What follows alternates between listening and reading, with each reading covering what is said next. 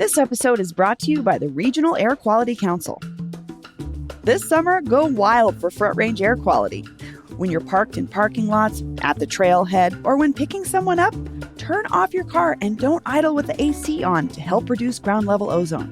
Did you know that idling your car for just 1 minute creates about 150 balloons worth of air pollution? Yikes! Learn more ways to help improve air quality in the Front Range at simplestepsbetterair.org. And you can sign up for summer ozone alerts to know when it matters most by texting Better Air CO to 21000. This episode is brought to you by the Central City Opera. This season features something for everyone. For first-time opera goers, The Barber of Seville is perfect. It's a funny and fast rom-com featuring well-known songs. Or check out Once Upon a Mattress, a classic Broadway musical for the whole family. Tickets start at just $34, and listeners can use code CityCast to get 20% off select dates. Just go to centralcityopera.org/citycast to learn more. The festival starts in less than a month. Get your tickets before they're gone. Today on CityCast Denver, YIMBYs versus NIMBYs. Housing density versus the traditional character of our neighborhoods. It's the age-old Colorado battle, but a new lawsuit against Governor Polis's densification efforts has us looking at it in new ways and in new places. Producer Olivia Jewell-Love joins me to break down a couple of brewing housing battles in Lakewood and Littleton and talk about what they mean for all of us. Plus, stick around for a sponsored segment from Xcel Energy about how they're planning for our green energy future. Today is Tuesday, June 10th. I'm Paul Caroli, and here's what Denver's talking about.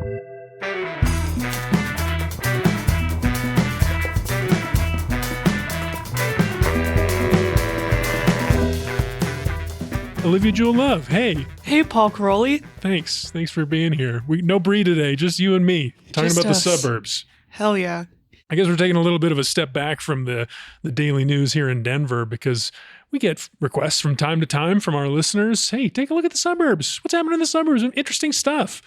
And honestly, there really is. I mean, especially the news this past, I don't know, it was a few weeks ago now, there was this big lawsuit that a few of the suburbs like Golden, Glendale, Aurora, all filed against the Polis administration at the state to try to block his housing density reforms that they've passed the last couple of years.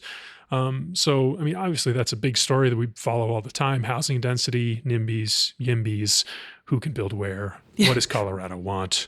So yeah, I mean, we got these requests. We have this bigger story. Let's dig a little deeper into some of these suburban NIMBY fights. Yeah, so exciting. Well, where do you want to start? I think you should start. We should start with the Lakewood one. Lakewood. Yes. Well, I got a request. Me specifically. I love this. I definitely like stroking my ego. I'm like, oh my God, someone remembered my name. So exciting. But I got this from my Lakewood Belmar neighbor, Kyle. Hey, Kyle. Shout out to Kyle. I'd love to hear your NIMBY versus YIMBY thoughts on the recent Lakewood approval for the apartment complex near Belmar Park. I was so happy that they're expanding Lakewood and building more new apartments, but there were so many people upset that it was getting built. Yeah, there are a lot of people upset. Okay, so give me, what is the whole situation here? I'm curious. Here's the tea. So in June 2021, this developer, Kairoi Properties, that's how I think it's pronounced. Is it Kairoi? Yeah. Okay. I've seen that. I also don't know how to pronounce it. Caroli? No. Probably not. Texas-based. So they bought this building at the park. So for a little context, for all my Lakewood heads out there and people who have driven by. So when you're on Wadsworth and you're going God, I wish I knew directions. I think north. I think that's north. When you're going north and you are driving by the park and you look and you can see some of those little office buildings there next to the park. You can see this park sign that says Heritage Park, and then you see some office buildings. If you keep looking a little bit more, there's a decrepit one a little bit past those office buildings. And it's right now it's all fenced off and it's you can't go in there. It's a construction site because it is. So it's this abandoned office building. There's a couple of them. And it's in this area that's kind of next to the library and there's parking lots and stuff. And the mall is near there, right? The Belmont. That's my only landmark that I know. Yeah. It's not super close. I mean, it's close, but it's not across the street or anything. It's a little bit further down. But so this developer's hey, this is a sick piece of land. What if we build a 5-story, 412 unit residential building on the site? And it's like, oh, hell yeah. That's like a great spot because it's right on the park. If you've ever been to this park, gorgeous. Have you been, Paul? I actually just went by the other day for the first time. I was surprised by how big it was. It's huge. It's one of those places where there's so many trees too, where you can kind of feel like you're getting lost in the wilderness, but within the city. In the middle of Lakewood. It's it's a gem. I love this park. So immediately the residents of Lakewood got defensive about their park, which it's a cool park. Gonna give them that. So they started kind of like one of these citizen groups called Save Belmar Park, and they made a petition with around 9,000 signatures to stop them from constructing this building. And they had a lot of reasons for this. Okay. And the first thing that jumped to my mind of this, as someone who lives in Lakewood in an apartment, was, is this a not in my backyard thing? I could definitely see that. I mean, if you're already a resident of the park and you bought your house right by the park because you love the beautiful natural isolation, solitude feeling of the park, and then someone proposes a 500 unit apartment building, it might not feel the same. But let me assuage your worries. Okay. They have an FAQ on their website. Who, the developer? Save Belmar Park. Okay, this the neighbors. Yes, the neighbors. And one of the questions is, isn't this just a case of nearby neighbors complaining? Just NIMBYites? So they're getting out ahead of this shit. They anticipated this one. And so their answer is, there is one small HOA across the street with only 45 townhomes. However, our petition has over 7,000 signatures from metro area citizens and beyond. So no, this is not a NIMBY-based opposition. Far from it. And that's it. So that is interesting. I love that they had this. This was like one of the first FAQs on here. Well, of course they knew this was They happening. knew it was going to happen. 7,000 signatures? Well, it's closer to, I think it's closer to 9 now. 9,000 but like when they wrote the FAQ section. Oh my gosh. But they have a couple worries about this potential 400 unit apartment complex for this area that they've really sketched it out, their citizen group website. So one of the issues, which I feel like Denverites really will resonate with, is what they call could be a parking disaster. And inevitable that this would be part of it. I don't know. I mean, that's like a dog whistle. It's like, oh my God, parking disaster. Yeah. And so it's like you hear that and you're like, oh, locked in immediately. But so they worry, we have these conversations about parking minimums. Sure. And so the citizen group is worried that if the developer only creates the 1.3 proposed parking space per unit, the citizen group says that Lakewood residents historically have 2 vehicles per household, and this will cause a parking disaster. Sure. And so they're talking about apartment dwellers know this whole thing with living in apartments. If you get charged for parking, a lot of people won't buy it, and you'll park on the street next to your apartment because it's a scam. You already pay so much in rent. It's like, why am I going to buy parking too? I'll just park on the street. But then for the people who live in houses or who are trying to go to the park and stuff, they're like, it's going to gum up these streets. It's going to gum up all the side streets. Yeah, it's one of those things. I mean, is one of these NIMBY-YIMBY debates because the 1.3 parking spaces per unit, that's aspirational. They're hoping, and everyone that made the zoning so this would be possible was hoping that apartment dwellers would move in. Maybe there's 2 people in there and they would share a car. Yeah. And, maybe that's going to be the way it is. Maybe those people are going to ride transit and, ride the bus to get to work. There is a bus stop right there. Well, but maybe they will. Yeah, I don't know. I think that's probably a pretty good argument they've got.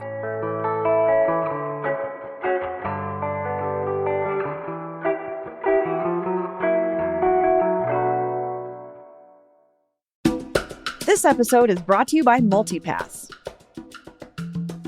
Proudly based in Denver and deeply rooted in the local event and creative scene, this ticketing platform was created by people who know events. From concerts and comedy shows to movie nights with goats and late night dance parties, you can find so much cool stuff to do across Denver thanks to MultiPass. And this isn't just a place online to buy tickets. MultiPass has a unique community chat feature that opens up once you RSVP to an event. So that means you can connect directly with others going to that event and make new friends around a shared interest. How cool is that? And if you're someone who's putting on an awesome event, listen, MultiPass is just built different. They offer same-day payouts and revenue-sharing tools built in, which automatically splits ticket revenue between producers, performers, and promoters. MultiPass is designed to help everyone in the event ecosystem win. Learn more at multipass.com. That's multipass.com. This is a much better system than Ask a Punk, which is where you usually figure out where a show is. And then you say, what time is it? And they say, the show's at show o'clock. Don't ask me that.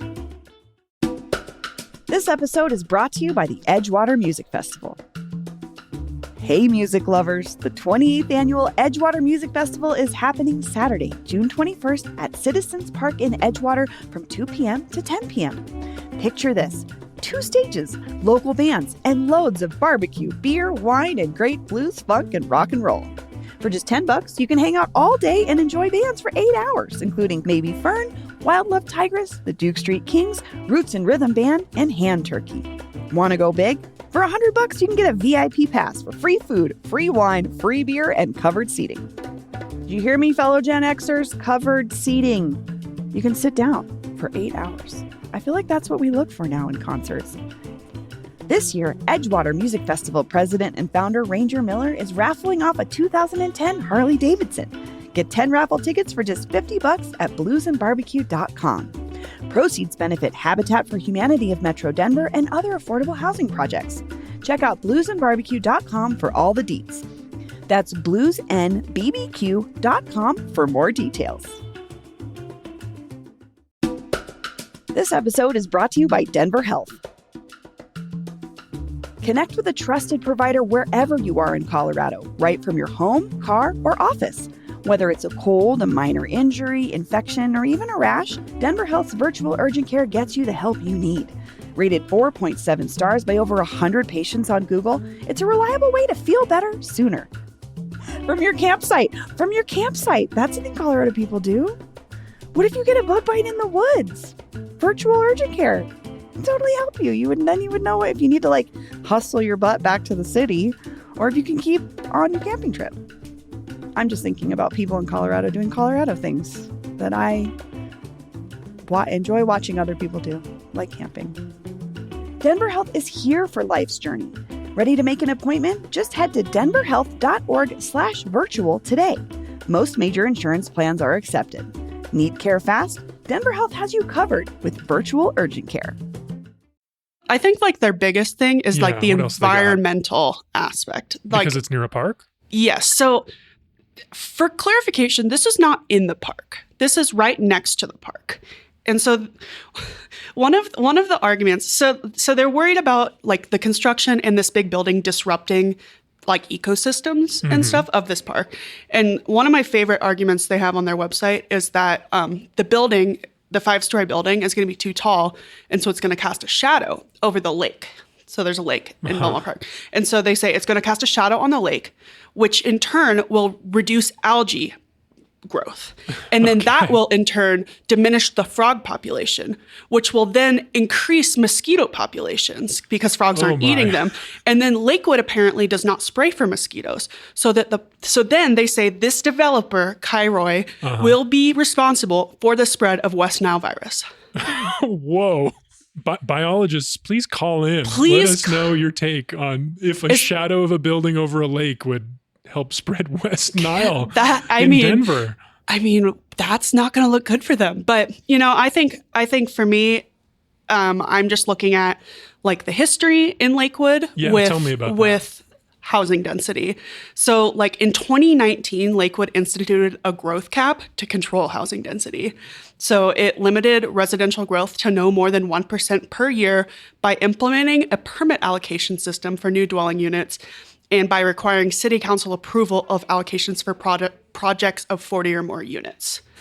And so their argument at the time was they wanted time for infrastructure to catch up with growth and to preserve neighborhoods, which we hear that. Infrastructure, the bus lines, for example. And we hear that a lot with the preserving neighborhoods and infrastructure and stuff. But people, opponents to that have said it's creating single family sprawl. And that's a really interesting phrase. Well, that's the thing, right? Yeah. That's the character of our neighborhood. Single family. How is it? What's the sprawl part of that? I don't necessarily know, But they gave an interesting quote on how they're handling growth. This was from Kathy Kentner of the Lakewood Strategic Growth Initiative. She said that the way they're handling growth is not working. She said, what we're doing now, unfettered growth, is causing prices to rise, crowding our streets and schools, and overburdening our precious open space. So I think kind of a lot of buzzwords going on in this stuff, playing on people's especially this situation with the apartment, our precious open space, our precious Belmar Park, worried it's going to be disrupted by this apartment complex next to it. So, but in 2023, Governor Jared Polis said no more growth caps. And so that's expiring 2026. So all these people who are worried about Belmar Park might have a lot more apartment buildings to worry about soon enough. Yeah, so we'll see what happens. But the developer went ahead and cut down some trees on their production site. In the park? Not in the park. On right the next to the park. Right next to the park. It probably felt like it was in the park. It feels like it's in the park. And they're big trees. They're big old trees. That's sad. It's sad. It sucks. But, they're not just cutting down all these trees and then just giving everyone the middle finger. They have a bunch of rules where they have to do, Lakewood has all these rules for mitigation where no trees are removed in the park. There will be an 8,600 square foot parkland dedication benefiting wildlife and compensation for the removal of the 66 trees on the development's property. More than 2,000 shrubs will be planted rather than the required 179, and several trees will be preserved. And Kairoy is also paying the city $412,200 in mitigation fees for the tree removal, which goes towards planting new trees in Belmar Park and around Lakewood. So it's it sucks that they cut down these really old trees because, you can't really get that back. But they are trying, I feel like. And Lakewood has all these protections for the environment here. They're you really need to make up for what you did by throwing money on it and planting some damn trees. It makes me think about the politicians who put in place those regulations to require that kind of mitigation and who elected them. And all those 9,000 people that signed that petition who want to preserve the character of their neighborhoods, who like the park the way it is. And it's just that constant push-pull, of the old and the new. And I totally see that in this battle. It's definitely interesting. And, as someone who's struggled to find housing in Lakewood that's not astronomically expensive, it's it's interesting the narrative that happens when they're looking to build more.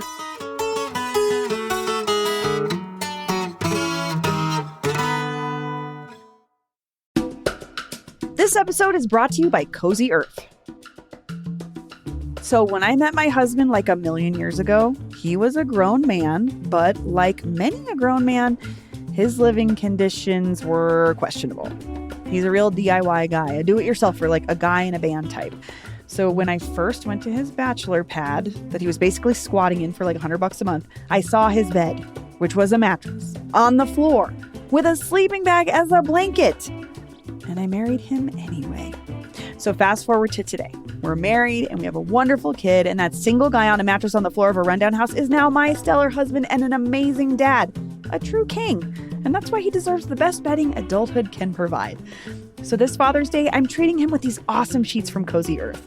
I got a set that's made from viscose from bamboo, which means they're temperature regulating. And thank God, because I'm always freezing and my husband is a human heater. But these sheets kept us both comfortable all night. Because Cozy Earth makes comfort that lasts. And this Father's Day, he deserves it. Go to CozyEarth.com and use code CozyDenver for 40% off all men's apparel and more. For the dads who work hard during their 9 to 5 and deserve the best during their 5 to 9.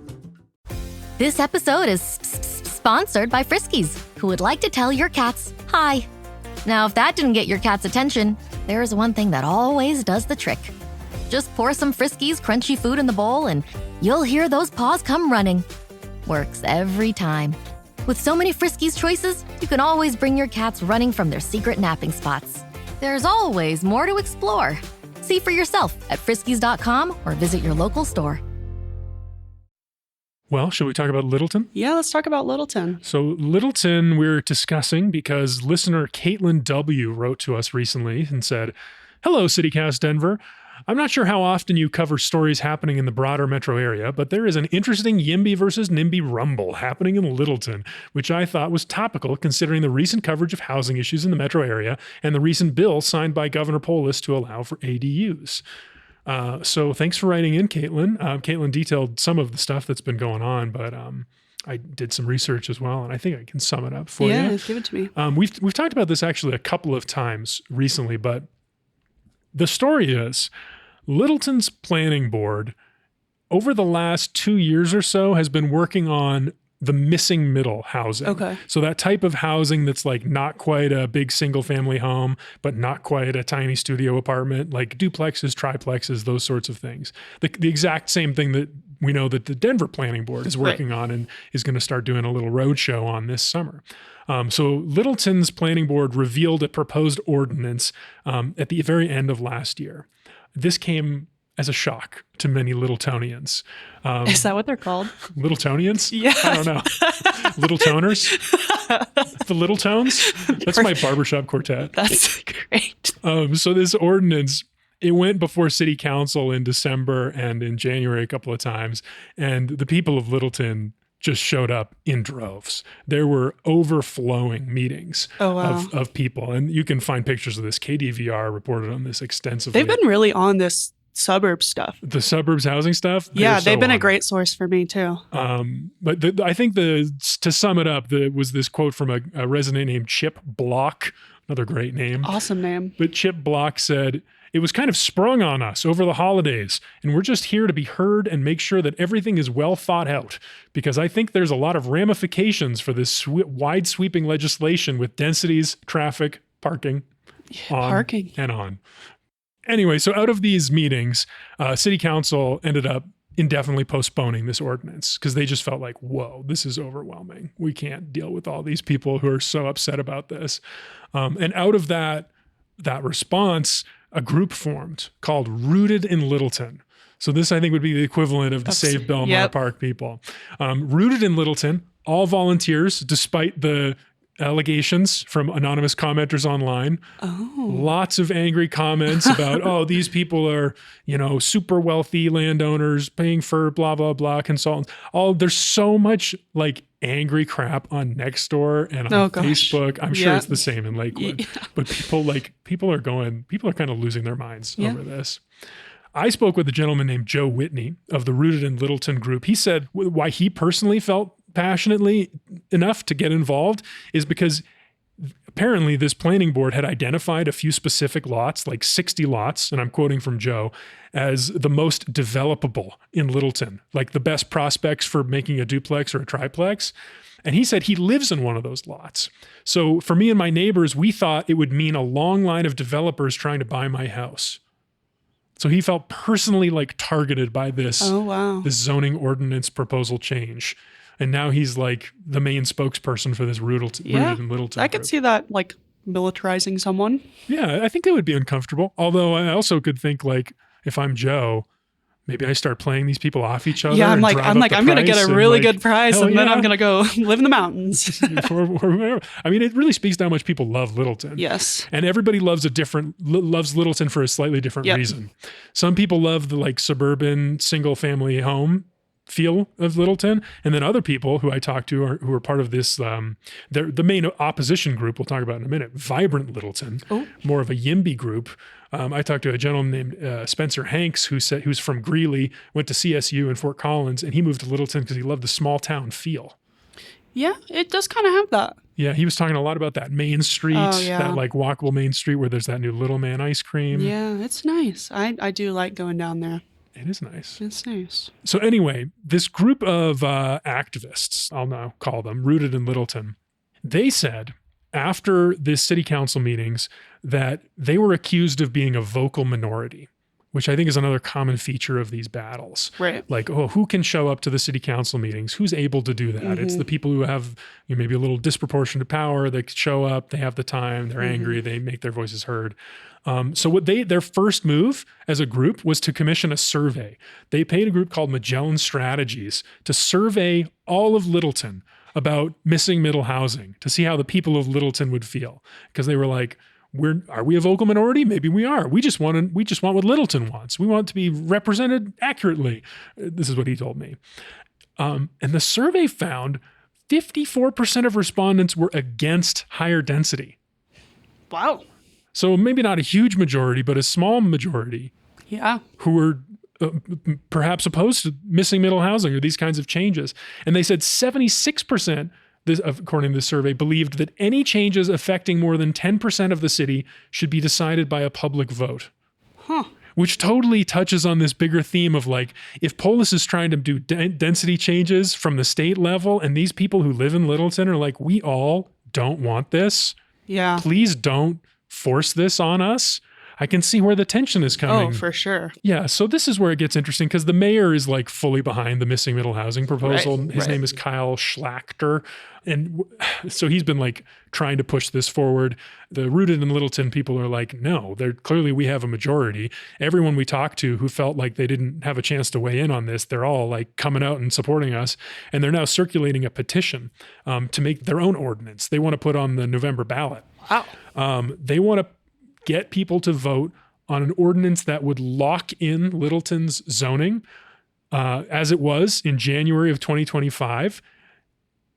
And if there are to be changes, the entirety of the city must be notified by first-class mail. Wow. That's the change they want. That's intense. Yeah. Joe told me that he said that they're finding that a lot of older people in Littleton don't have computers. Yeah. Yeah. Oh, gosh. Well, the mayor is encouraging people not to sign this petition. I heard a story from Joe's kind of interesting. They were like gathering signatures in the park recently, and they said they had a stand set up and they were talking to people, and then someone from Vibrant Littleton showed up and was like arguing against it and like trying to get people not to sign their petition. So that's a little acrimonious, but I think from all the actual humans I talked to, Spencer and Joe, they were both like, people are generally nice about this. Yeah. If you go online, they're nasty as all hell. That's everything. Truly. But it looks like this battle's headed to the ballot in November if they can get enough signatures. And then the Rooted in Littleton people are also running their own mayoral candidate. Wow. Who could, if this Kyle Schachter guy is one of the main people pushing for density, get a different mayor in there who wants to keep Littleton the way it is, changes the story. That's really interesting. It's interesting to see how these suburbs are kind of running like almost perpendicular to what Denver's trying to do housing-wise. Yeah. And like, who has a say in it? Who got to have a say in it? Who got to buy one of these single-family homes? Yeah. When did they buy it? And then what kind of change is allowed? It's all fascinating. It's all so Colorado. Yeah, definitely. I'd like to say listeners in Littleton and Lakewood specifically, but any of the suburbs or Denver, if you have thoughts about the ongoing NIMBY versus YIMBY battles that we keep talking about, we'd love to hear them. Leave us a voicemail or send us a text on the Housing Density Hotline. It's 720-500-5418. Again, it's 720-500-5418, especially for Littletoners and Lakewoodians. All right. Well, Olivia Jewel Love, thanks for joining me. Thanks, Paul. And we got one more thing for you today. We got a sponsored segment from our friends at Xcel Energy. Please enjoy my conversation with Senior Manager Grace Ramirez.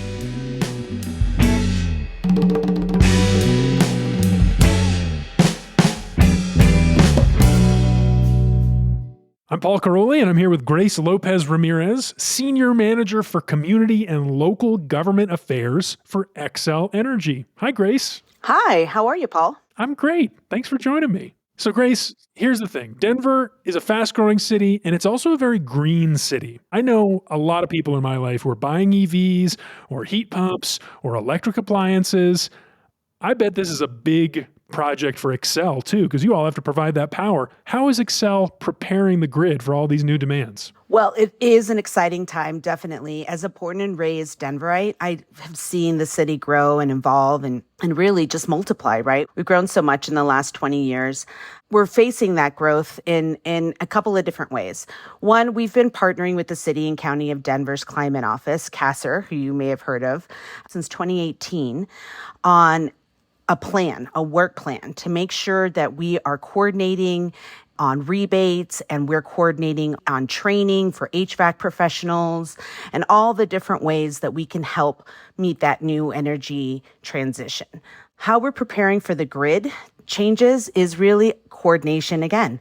I think it's really important for us to be coordinating, planning, meeting with our communities, meeting with the business community, and working proactively to plan building the infrastructure we'll need for greater reliability. So whenever Excel comes up, I feel like there's this one phrase I always hear from our elected officials: modernizing the grid. Feels like everyone cares about modernizing the grid. We want to modernize the grid, and I don't know what that means. Can you explain that to me? It means diversifying the power source and also ensuring that we're building a grid for the future. We've been doing that in a couple different ways. One, we've been building out a power pathway transmission line across the Eastern Plains that's harnessing renewable energy, which we'll be bringing into the Front Range. We are also investing in a couple of different pilots like geothermal and battery storage to ensure that we're using all the possible tools in our toolbox to meet that demand, that higher demand. And most importantly, we are committed to investing $22 billion across Colorado in the next 5 years to build more infrastructure to meet that greater electric need. Let's talk a little bit more about the city, because there's one big project. We're talking about infrastructure. We're talking about change all the time. There's one project I've got my eye on constantly. This project that Stan Kroenke is doing to build a whole new neighborhood on the land where Elitch Gardens is right now and in the parking lots around Ball Arena.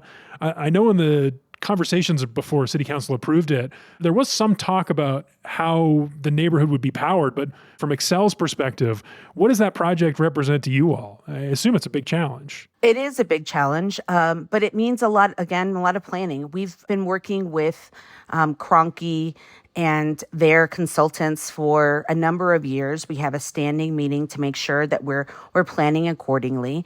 It does mean a lot of construction. As you can imagine, a whole new large neighborhood in the floodplain means a lot of planning and thinking through, knowing the height of those buildings and what infrastructure we'll need to be able to power them. We're looking at geothermal there. We're looking at innovative ways of building substations there. So everything's on the table at this point. All right, I got one last question for you, Grace.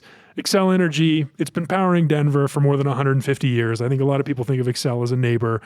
What keeps Xcel Energy focused on delivering power and great service to Denverites after so many years? You're right. 150 years of powering the city and county of Denver. And, it started back when we used to light the gas lamps on 16th Street Mall, or 16th Street, I should say, the new branding of 16th Street. Watch out. Watch out. Yep. 16th Street.